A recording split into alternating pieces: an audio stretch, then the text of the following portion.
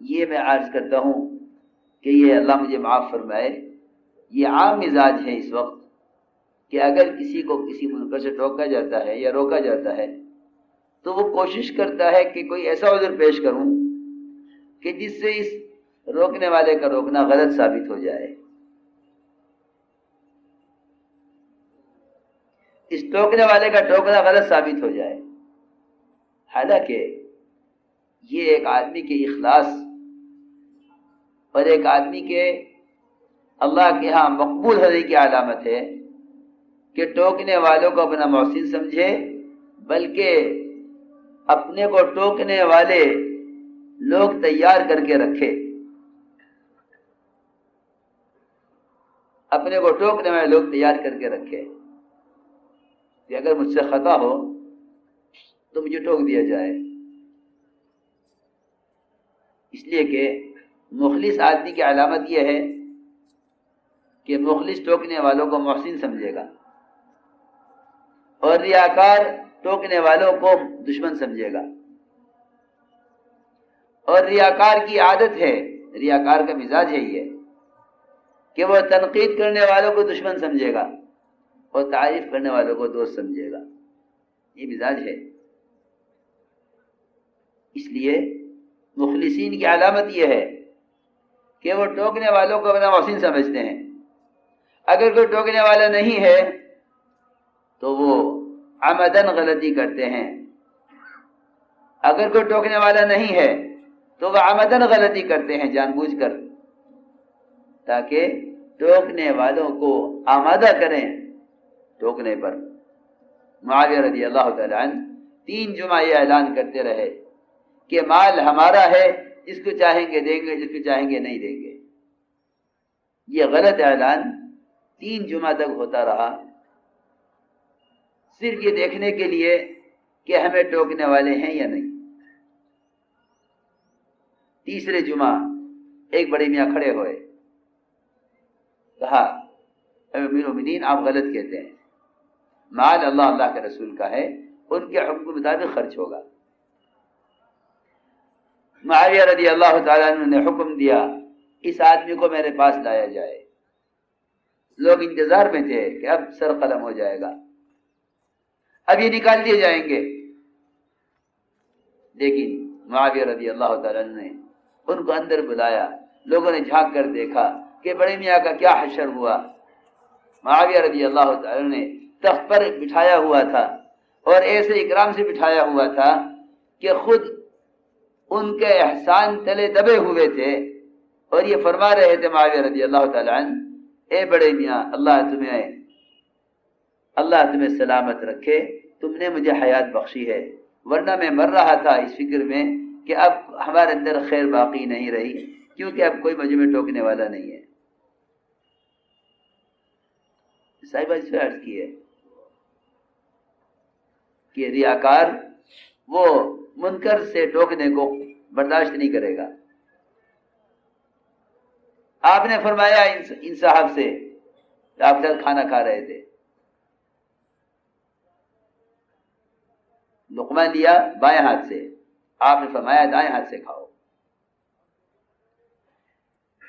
یہ کوئی فرض نہیں ہے، واجب نہیں ہے، بائیں ہاتھ سے کھانا کوئی گناہ کبیرہ نہیں ہے، لیکن اس میں کوئی شک نہیں کہ خلاف سنت ہے، اور خلاف سنت عمل ہونا ہی خلاف دین ہے۔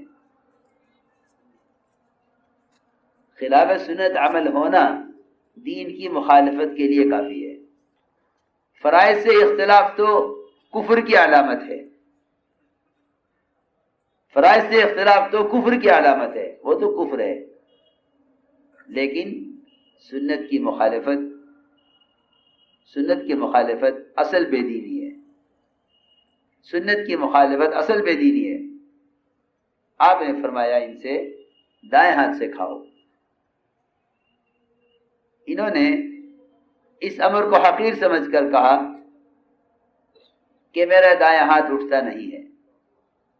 روایت میں ہے کہ غلط کہا، جھوٹ کہا، عذر پیش کیا، کہا میرا ہاتھ اٹھتا نہیں ہے۔ آپ نے بد دعا دی، آپ نے فرمایا اللہ کرے تیرا یہ ہاتھ آئندہ کبھی نہ اٹھے. سنو، غور سے سمجھنے کی بات ہے. ایک سنت دائیں ہاتھ سے کھانے کی، ایک سنت دائیں ہاتھ سے کھانے کی، اس کو کبر کی وجہ سے اس کا انکار کر دیا، کبر کی وجہ سے اس کا انکار کیا. دونوں باتیں میں نے عرض کی ہیں. ایک آدم علیہ السلام کو سجدہ کرنے کا امر، ایک آپ صلی اللہ علیہ وسلم کے ایک صاحب کو دائیں ہاتھ سے کھانے کا امر. آپ نے فرمایا اللہ کہ تیرا یہ ہاتھ کبھی نہ اٹھے. روایت میں ہے کہ اس کے بعد اس کا ہاتھ شل ہو گیا، کیونکہ روایت میں ہے ما منعہ الا الکبر، اس کو دائیں ہاتھ سے کھانے سے صرف تکبر نے روکا تھا، صرف تکبر نے روکا، ورنہ عذر کوئی نہیں تھا. یہ میرے اور آپ کے سب کے غور کرنے کا موقع ہے یہ واقعہ کہ کتنے کام ایسے ہیں جنہیں ہمیں کرنے کے لیے کہا جاتا ہے اور ہم ان کاموں کو ہلکا سمجھ کر چھوڑ دیتے ہیں. اگر محمد صلی اللہ علیہ وسلم کے ایک دائیں ہاتھ سے کھانے کی سنت کا بھی یہ کہہ کر انکار کر دے کہ اس وقت میں یہ نہیں کر سکتا اور وہ اس انکار میں، اس عذر میں جھوٹا ہو، تو میرے دوستو عزیزو، جو بددعا، جو محرومی اس وقت ہے، وہ محرومی اس وقت کے لیے نہیں ہے، ہمیشہ کے لیے ہے. یہ بہت غور کرنے کی بات ہے. اتباع سنت کوئی معمولی چیز نہیں ہے، کوئی معمولی چیز نہیں ہے. میں نے عرض کیا ہے کہ اللہ رب العزت حکم دیتے ہیں اور دیکھتے ہیں کہ اس حکم کو اس نے کیسے پورا کیا. سب نے سجدہ کر لیا آدم علیہ السلام کو، ابلیس نے انکار کر دیا اور یہ کہا انا خیر منہ، آپ میرے ساتھ معاملہ وہ کیجئے جس کا میں اہل ہوں. سارا جھگڑا ہی اس پر ہے، سارا جھگڑا ہی اسی پر ہے کہ ہر شخص وہ یہ چاہتا ہے کہ اس کو اس کے مقام پر رکھا جائے. جھگڑا ہی سارا اسی کا ہے. سب سے پہلی محرومی، سب سے پہلی محرومی ابلیس کی جو محرومی ہوئی ہے، اس کی اصل بنیاد یہی ہے، انزلونی فی منزلی، مجھے میرے مقام پر رکھا جائے. یہ میرے ساتھ زیادتی ہے کہ مجھے آدم کو سجدہ کرنے کا حکم دیا جا رہا ہے. یہ میں نے عرض کیا کہ یہ پہلا امتحان ہے جو اللہ نے فرشتوں کا لیا. اللہ نے فرشتوں کا لیا ہے کہ اب تک کے قرب سے، اب تک کی عبادت سے اطاعت پر کتنے آ گئے. یہ اطاعت کا امتحان تھا، یہ اطاعت کا سخت امتحان تھا. اگر امر ہوتا اپنی ذات کو سجدہ کرانے کا تو اس کے تو عادی تھے، اس کے تو سب عادی تھے، کوئی انکار کرنے والا نہیں تھا. یہاں سجدہ کرنے کا حکم دیا ہے نائے کو، بظاہر حقیر ہیں، اس لیے کہ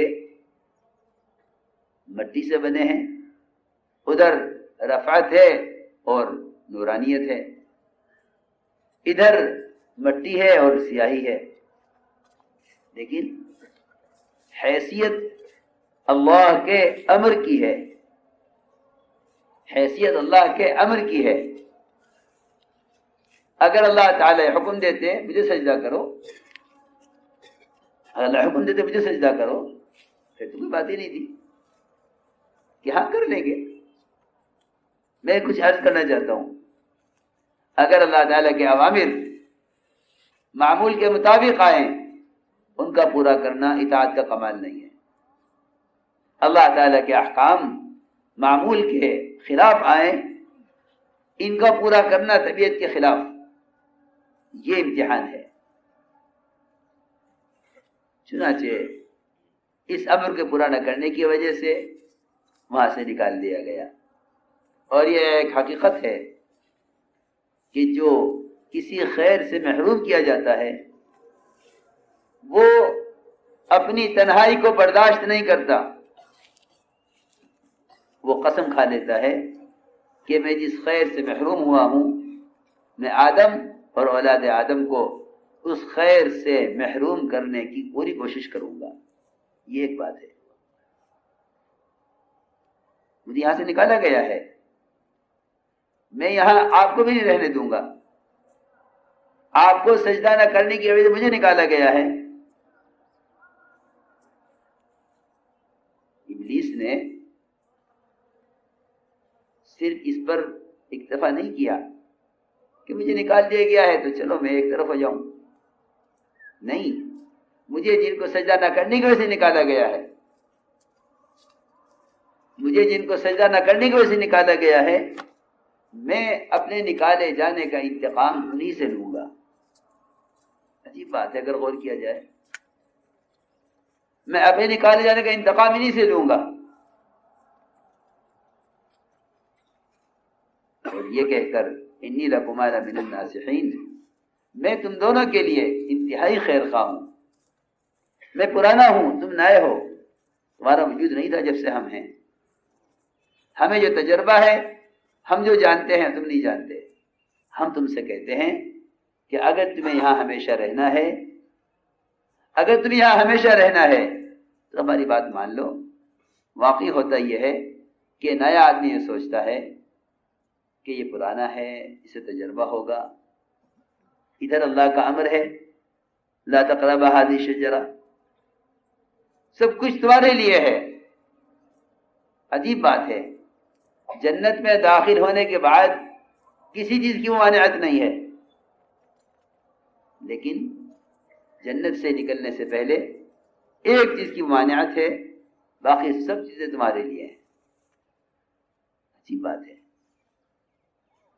جنت میں داخل ہونے کے بعد کوئی رکاوٹ نہیں، کوئی ممانعت نہیں ہے، نہ اوامر ہے نہ نواہی ہے، کچھ نہیں ہے، لیکن نکلنے سے پہلے ساری چیزیں تمہارے لیے حلال ہیں سوائے اس درخت کے، لا تقربا هذه الشجرہ۔ خیال یہ ہوا کہ یہ پرانا ہے، جو کچھ یہ کہہ رہا ہے اس کی بات کا یقین کر لینا چاہیے، ہم تو نئے ہیں، ادھر اللہ کا امر، ادھر ایک پرانے آدمی کی، ایک پرانے کا مشورہ، ادھر اللہ کا امر، ادھر ایک پرانے کا مشورہ۔ خیر خواہ بن کر کہا کہ میں جو کچھ کہہ رہا ہوں میری بات مان لو، اگر اس درخت سے کھا لو گے تو ہمیشہ رہو گے۔ بقول حضرت کے کہ الٹا مشورہ دیا۔ حالات ایسے تھے کہ اس کا انجام دیکھ کر، ابلیس کا انجام دیکھ کر یہ خیال ہوا کہ ایسا نہ ہو کہ ہمیں بھی نکلنا پڑے ان نعمتوں سے، لہذا یہاں ہمیشہ رہنے کے لیے اس درخت سے کھا لینا چاہیے۔ میں اس پہ عرض کرتا ہوں کہ حضرت تھانوی رحمۃ اللہ علیہ برد اللہ مضجعہ عجیب بات فرما گئے، فرماتے تھے جب اللہ کے اوامر، جب اللہ کے احکام کو دنیاوی مصالح کی وجہ سے چھوڑا جاتا ہے تو دین بے لذت ہو جاتا ہے۔ جس طرح اگر مصالح کو پیسا جائے تو کھانے میں لذت پیدا ہوتی ہے، اسی طرح ان مصالح کا پیسنا، مصلحتوں کا پیسنا اور مصلحتوں کو کچلنا اللہ کے امر کو پورا کرنے کے لیے، اسی میں دین کی لذت ہے۔ جس طرح مسالے کا پیسنا کھانے کو لذیذ بناتا ہے، لوگ مصلحت کی وجہ سے دین چھوڑتے ہیں، حالانکہ مسالے کو پیسا جاتا ہے، جتنا مسالہ پیسا جائے گا، باریک کیا جائے گا، اسی قدر کھانے میں لذت ہوگی۔ اگر مسالہ بغیر پیسے کھانے میں ڈالو گے، کھانے میں کوئی ذائقہ نہیں ہوگا. کھانے کی لذت مصالحے کے پیسنے میں ہے. حضرت حکیم تھے، یہ فرمایا کہ لوگ دین کو چھوڑتے ہیں مصالحے کی وجہ سے، حالانکہ مصالحے کا پیسنا یہ جس طرح کھانے میں لذت پیدا کرے گا اس طرح دین میں لذت اور کمال پیدا کرے گا. میں نے ایک بات عرض کی ہے، یہ ہے امتحان. اس لیے تو میں نے عرض کیا کہ کبھی آئے گا حکم حیثیت کے خلاف، کبھی آئے گا حکم حیثیت کے خلاف. جیسا حکم دیا گیا ابلیس کو، یہ اس کی حیثیت کے خلاف تھا. اس نے امر کو نہیں دیکھا، حیثیت کو دیکھا. دوسرا حکم اللہ لائیں گے اپنے اچھے جذبے کے خلاف، اچھے جذبے کے خلاف. حدیبیہ میں امر آیا کہ آپ کو یہاں سے واپس ہونا ہے.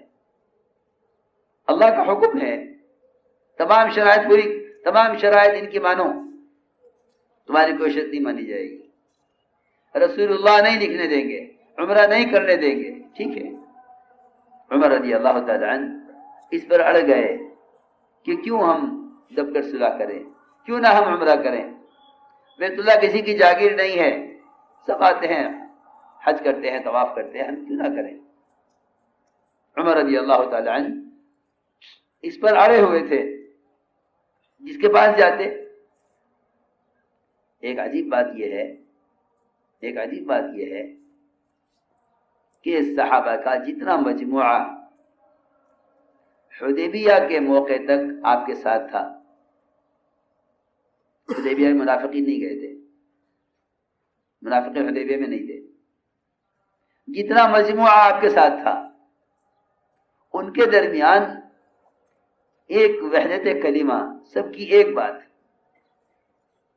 وہ ایسی چیز تھی کہ اگر کسی جذبے کی وجہ سے کوئی شخص یہ کہتا کہ نہیں میں تو یہ چاہتا ہوں، اور وہ کسی کے پاس جاتا اس کی رائے کو اپنی رائے کے ساتھ شامل کرنے کے لیے، تو وہ کہتا کہ نہیں عمر، اللہ کے رسول کا حکم یہ ہے.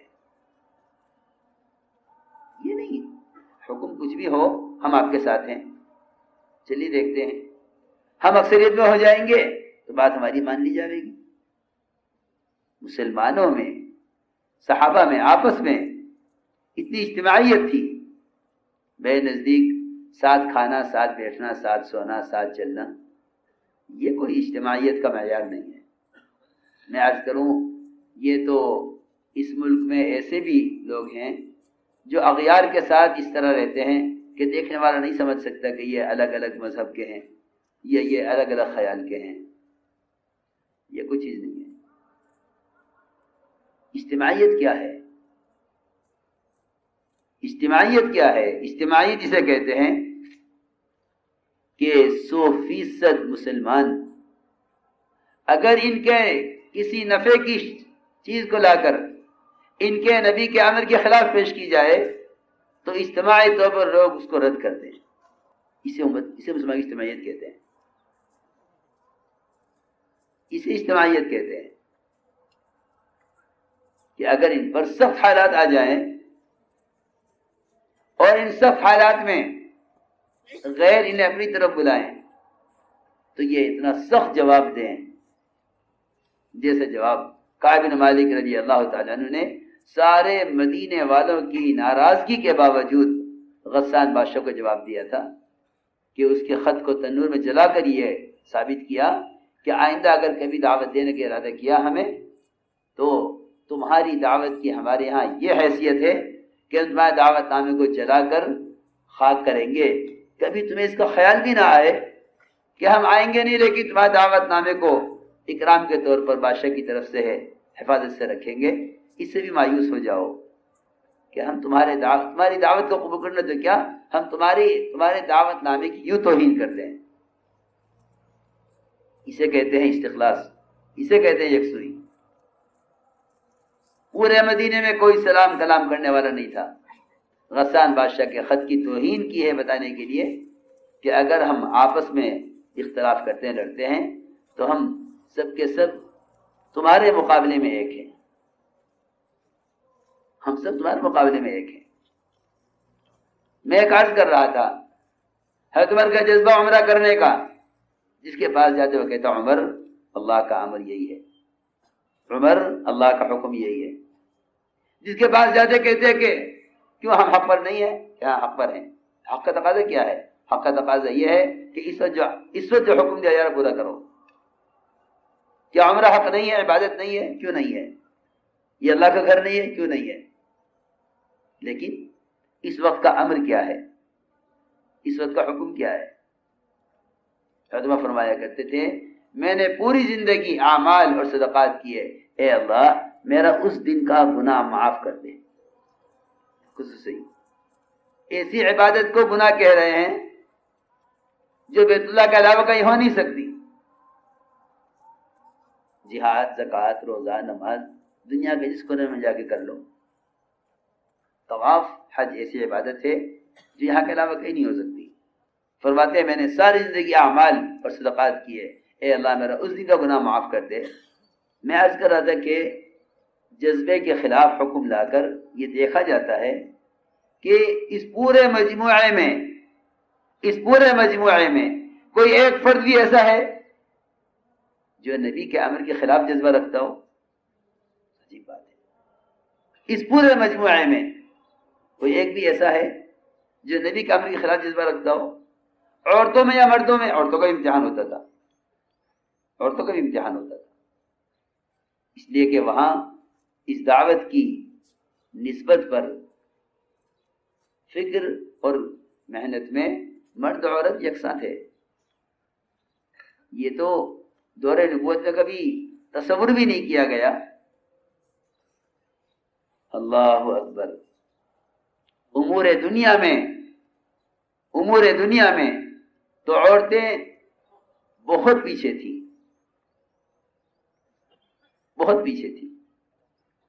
یہ تو اس زمانے کی جہالت ہے کہ مرد عورت دنیاوی اعتبار سے برابر ہو کر چلیں، یہ زمانے کی جہالت ہے، ورنہ حقیقت یہ ہے کہ امور دنیا میں عورتوں کا کوئی دخل نہیں تھا۔ امور دنیا میں عورتوں کا کوئی دخل نہیں تھا، نہ خرچ کرنے میں، نہ کمانے میں، لیکن امور دین میں عورتوں کی ذمہ داری مردوں کی ذمہ داری سے کم، یا مردوں کی ذمہ داری عورتوں کی ذمہ داری سے کم نہیں تھی۔ حضور اکرم صلی اللہ علیہ وسلم کہ یہاں سب سے اہم چیز یہ تھی۔ میں عرض کر رہا تھا کہ اجتماعیت کیا ہے؟ جلسے میں جمع ہو جانا، کھانے پہ جمع ہو جانا، گشت میں ساتھ نکل جانا، مشورے میں ساتھ بیٹھ جانا، یہ اصل اجتماعیت نہیں ہے، بلکہ امت کی اجتماعیت یہ ہے کہ اگر کسی راستے سے غیر داخل ہونا چاہیں ان کی صفوں کو توڑنے کے لیے، تو ان کی وحدت کلمہ کہیں سے بھی گھسنے کا راستہ کہیں سے بھی گھسنے کا راستہ نہ دیں۔ ابو سفیان آئے مدینہ منورہ، ابھی اسلام نہیں لائے تھے، چاہتے تھے کہ صلح کی مدت میں توسیع ہو جائے۔ آپ نے ایک بات فرمائی صحابہ سے، صرف ایک بات فرمایا کہ ابو سفیان آ رہے ہیں صلح کی مدت میں توسیع کرانے کے لیے، اس کو ابو سفیان کو راضی کر کے اور مایوس کر کے بھیجنا ہے۔ آپ اندازہ کریں دونوں چیزیں کتنی متضاد ہیں۔ میری بات توجہ سننی پڑے گی، دونوں کتنی متضاد ہیں۔ راضی بھی کرنا ہے، مایوس بھی کرنا ہے۔ مایوس کریں تو راضی کیسے کریں، اور راضی کریں گے تو مایوس کیسے کریں گے؟ کچھ تو دینا پڑے گا راضی کرنے کے لیے۔ فرمایا ابو سفیان آ رہے ہیں صلح کی مدت میں توسیع کرانے کے لیے، اس کو مایوس کر کے بھیجنا ہے۔ اس کے ارادے میں ابو سفیان ایک ایک کے پاس گئے، ایک ایک سے ملاقات کی۔ حضرت بکر کے پاس گئے، ابو بکر یہ کام کرا دو اپنے نبی سے کہہ کر، نہیں، حکم اللہ کے رسول کا ہے، ہم کچھ نہیں کہہ سکتے۔ حضرت عمر کے پاس گئے، حضرت عمر نے فرمایا صلح میں توسیع اللہ تعالیٰ اس کو بھی توڑے، اور اگر کوئی نئی صلح قائم ہو اللہ اس کو بھی توڑ دے۔ مایوس ہو کر عورتوں کے پاس گئے، ام حبیبہ کے پاس گئے، ہاں بیٹی ہے، بات اندر کے راستے سے کام کرو، عورتوں کے دل بڑے نرم ہوتے ہیں، انہیں تیار کر لو، یہ شوہر کو تیار کر دیں گی۔ سنو یہ بات بھی ہے، ایک بڑا سبب محرومی کا، ایک بڑا سبب محرومی کا، خیر سے محرومی کا اپنے اعزاء اقارب بھی بنتے ہیں۔ دیکھو اگر تمہیں ہمارے ساتھ رہنا ہے تو ہماری بات ماننی پڑے گی۔ نہیں، حضور اکرم صلی اللہ علیہ وسلم نے ایسا صحابہ کو اطاعت پر اٹھایا تھا، بھائی نے بھائی کے گلے پر چھری چلائی ہے، بیٹے نے باپ کے گلے پر چھری چلائی ہے کہ نہیں، اللہ کے رسول کے مقابلے میں کوئی نہیں ہے، ایسا اطاعت پر اٹھایا تھا، ایسا اطاعت پر اٹھایا تھا۔ یہ نہیں عبادات میں ہمارے ساتھ، معاملات میں ان کے ساتھ، بالکل نہیں، کوئی چیز آڑے نہیں آ سکتی۔ ہمیں اطاعت کا ایسا عادی بنایا گیا تھا کہ ساری طاقتیں ایک طرف آ جائیں، لیکن ساری قوم ایک طرف ہے، ساری قوم منتظر ہے کہ سعد رضی اللہ تعالیٰ عنہ قوم کی چاہت کے مطابق کوئی فیصلہ کریں گے۔ ایک طرف ساری قوم، ایک طرف محمد صلی اللہ علیہ وسلم کہ میں وہ فیصلہ کرتا ہوں جو فیصلہ اللہ کے رسول کا ہے کہ ساری قوم کو قتل کیا جائے۔ آپ نے فرمایا سعد تم نے اللہ کے رسول کی حکم مطابق فیصلہ کیا ہے۔ یہ میں عرض کر رہا تھا کہ اجتماعیت یہ نہیں ہے ہم ساتھ چلتے ہیں ساتھ رہتے ہیں، امت کی اجتماعیت یہ ہے کہ اللہ کے رسول کے امر کے مقابلے میں سب مجتمع ہو جائیں تو باطل کی مجال نہیں ہے کہ کہیں سے بھی داخل ہو سکے۔ جا کے عورت کا ذہن بنایا تم یہ کام کرا دو، اگر تم ایسا کر لو گی ہم تمہیں عورتوں کا سردار بنا دیں گے۔ اس وقت جواب دیا، بستر بھی لپیٹ دیا اپنا اللہ کے رسول صلی اللہ علیہ وسلم کا کہ نہیں، کہ کیا بات ہے تمہارا باپ بیٹھ رہا، کہ ہاں باپ مشرک ہے، ناپاک ہے، یہ اللہ کے نبی کا پاک بستر ہے، اس پر نہیں بیٹھ سکتی۔ یہ ایک ایسی حکمت تھی کہ جس سے خود ذہنی طور پر آدمی سوچ لیتا ہے کہ جس کو میری ذات سے اتنی نفرت ہے اس کو میرے مطالبے سے کیا اتفاق ہوگا۔ میں نے یہ مثالیں صرف سمجھانے کے لیے عرض کی ہیں کہ یہ سخت امتحانات ہوتے ہیں۔ یہ حکم آیا جذبے کے خلاف، حکم آئے گا جذبے کے خلاف۔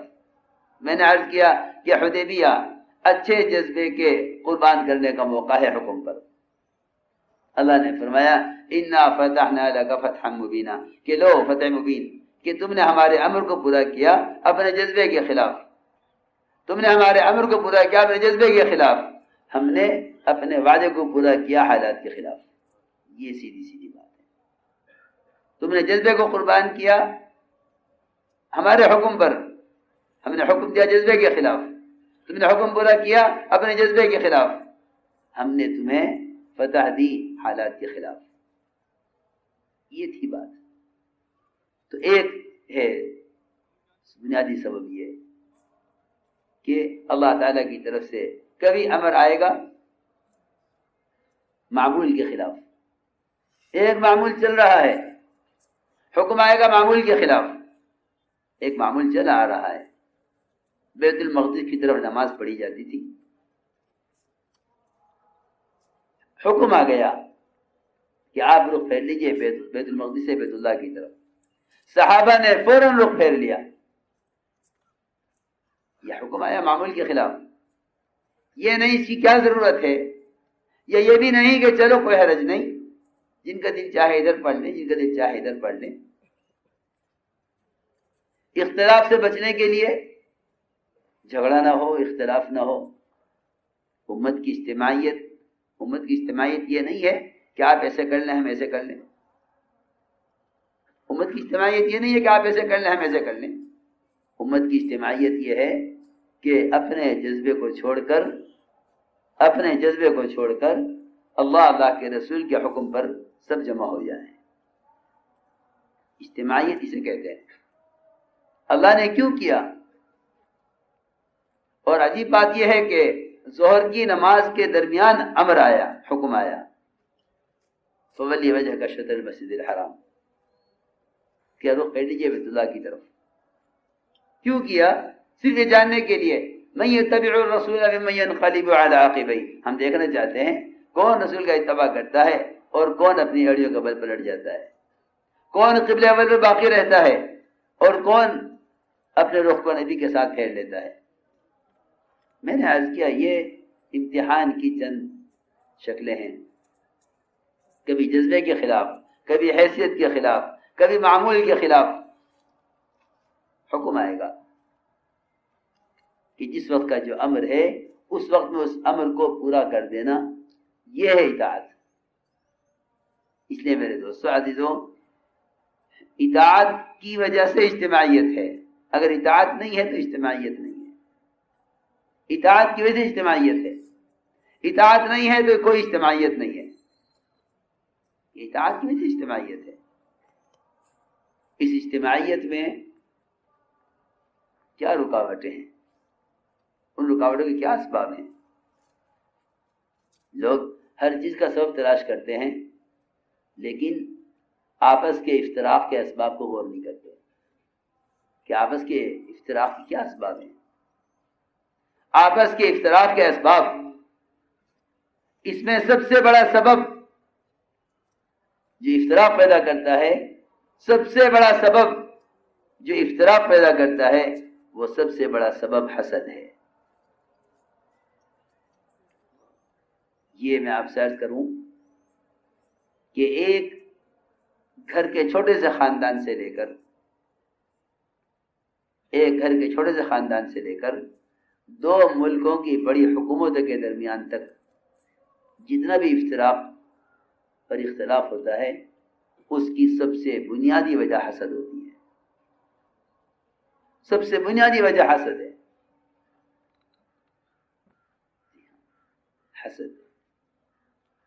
حسد تعاون سے روکتا ہے، اور خیر کے کام جتنے بھی ہیں وہ آپس کے تعاون سے چلتے ہیں۔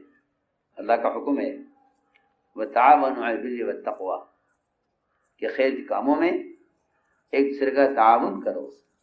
اس تعاون میں سب سے بڑی رکاوٹ حسد ہے۔ حسد لوگ کیوں کرتے ہیں؟ حسد کیوں کرتے ہیں؟ اور اللہ کی طرف سے حسد پر اتنی سخت سزا کیوں ہے؟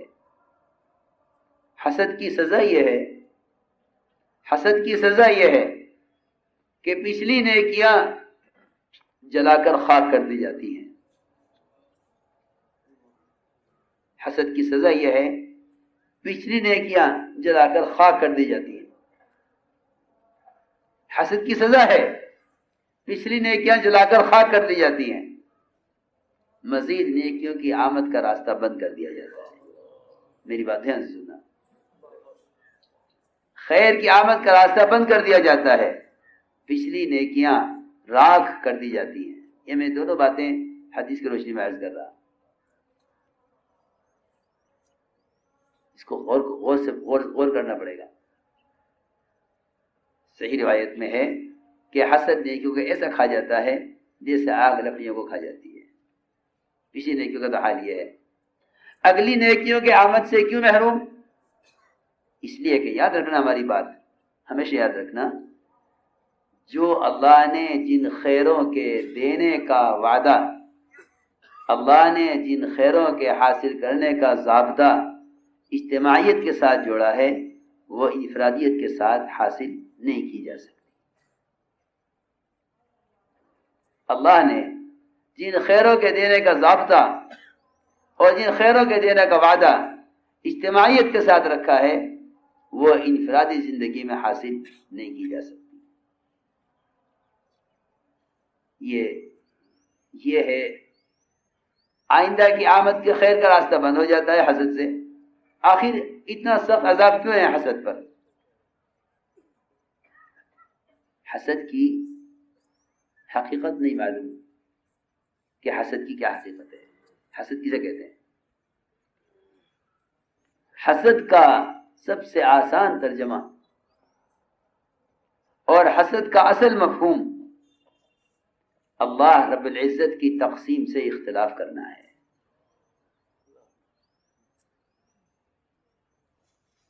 یہ ہے اصل بات. اللہ رب العزت کی تقسیم سے اختلاف کرنا ہے.